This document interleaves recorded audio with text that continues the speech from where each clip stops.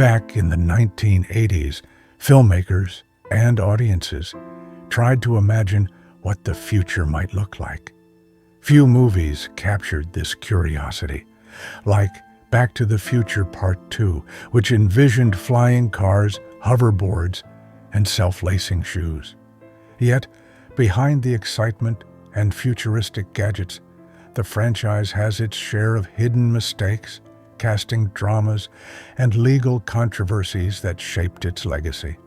What audiences saw on screen was polished and magical, but the story of how the film came together is full of surprising twists, recasts, and creative debates that nearly changed the way the story of Marty McFly and Doc Brown would be told. The birth of a timeless idea. The idea for Back to the Future began in 1980 when two friends, Robert Zemeckis and Bob Gale, asked a simple question: what if you could meet your parents when they were young? That concept became the seed of a story-blending comedy, science fiction, and heartfelt family drama. Studios, however, were not immediately impressed. Over 40 studios rejected the script, believing it wasn't edgy enough. Hollywood at the time leaned heavily on adult humor and risque content, making a family-friendly time travel story seem risky. Persistence and timing would eventually turn this idea into a worldwide phenomenon, breaking through Hollywood's doors. The breakthrough came after Robert Zemeckis directed Romancing the Stone in 1984, which was a box office hit. His newfound success gave studios confidence in his abilities, and Universal Pictures finally greenlit Back to the Future. With a studio on board, the team faced the next challenge: casting. The search for Marty McFly required an actor with charm, wit, and youthful energy. Michael J. Fox was the ideal choice, but his TV commitments with Family Ties made him unavailable initially. This casting dilemma would nearly derail production and shape the character in ways few could imagine. Casting challenges and changes. Initially, Eric Stoltz was cast as Marty McFly, and production began. Stoltz's performance, while talented, lacked the playful, mischievous energy the filmmakers envisioned. Marty was meant to be fun, relatable, and lighthearted, not overly serious. After weeks of filming, Zemeckis made the difficult decision to recast the role, despite the cost and effort required for reshoots. Bringing in Michael J. Fox reinvigorated the project, giving the character a personality that audiences would instantly connect with. This casting gamble paid off, proving that sometimes intuition and creative instincts outweigh schedules and budgets. Wrapping up, filming and release. By April 1985, principal photography concluded, but the production still faced time constraints for editing and special effects. Many effects weren't fully polished, yet audiences didn't mind. The movie opened on July 3, 1985, and quickly became a cultural sensation, grossing $381.1 million worldwide. It was the highest-grossing film of that year. Audiences adored Marty McFly, families embraced the story, and teenagers found a hero they could identify with. The DeLorean became iconic, and the theme song, The Power of Love, topped charts. This blend of charm, innovation, and relatability secured its place in cinematic history. George McFly and a controversial recast, Crispin Glover, played George McFly in the first film, delivering a memorable performance as the awkward but lovable father. However, by Back to the Future Part 2, Glover did not return.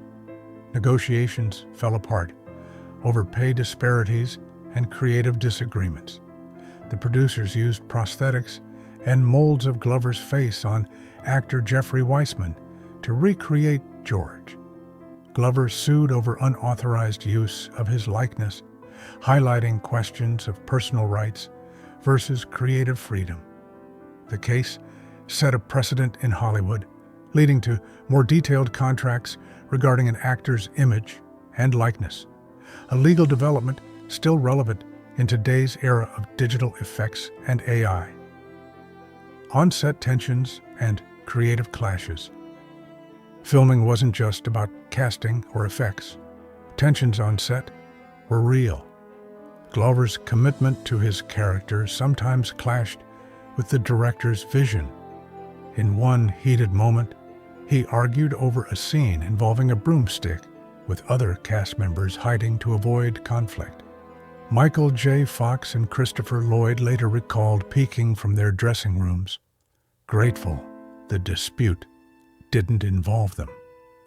These moments illustrate the passion and intensity actors can bring to their roles, and how creative disagreements, though challenging, often contribute to a film's unique energy and eventual success. Alternate scripts and what-if scenarios. Before finalizing the story, Back to the Future, Part 2 went through multiple drafts with very different ideas. Initially, the time machine wasn't set for 2015, but instead planned for the 1960s. Lorraine was envisioned as a free-spirited flower child, and Doc Brown was portrayed experimenting with substances, creating a countercultural version of the story. Robert Zemeckis ultimately chose to return to familiar characters in new circumstances, a decision that preserved continuity and created one of the most beloved sequels in film history. These early drafts reveal how easily the franchise could have taken a radically different path. Casting almost changes and new faces. Even the role of Doc Brown was nearly different. While Christopher Lloyd became synonymous with the eccentric scientist, Jeff Goldblum and John Lithgow were seriously considered. Goldblum's quirky style could have altered Doc's personality, and the tone of the films may have shifted dramatically. Imagining Goldblum shouting about 1.21 gigawatts shows how close the series came to having a completely different feel.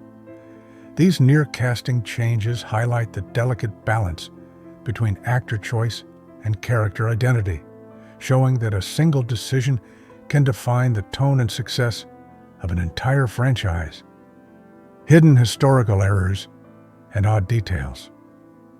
Despite its careful construction, the films contain small factual errors that fans still debate. For instance, Doc sets the DeLorean to December 25th, year zero, to witness the birth of Christ.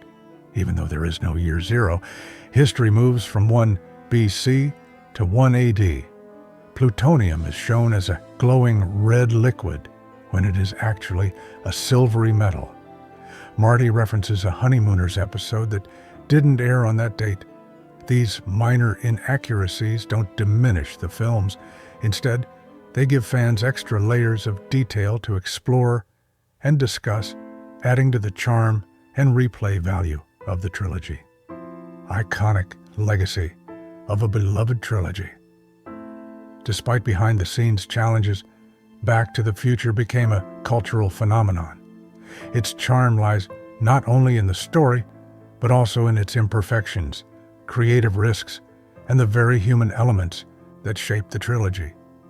From casting gambles to legal battles over likeness rights, every challenge contributed to the series' enduring appeal. Fans continue to revisit it for its humor, heart, and inventive vision of the future. These films remind us that even the most beloved works are products of perseverance, creativity, and sometimes chaotic decision-making. The future. According to the past, looking back, the 1980s vision of 2015 was imaginative, playful, and optimistic.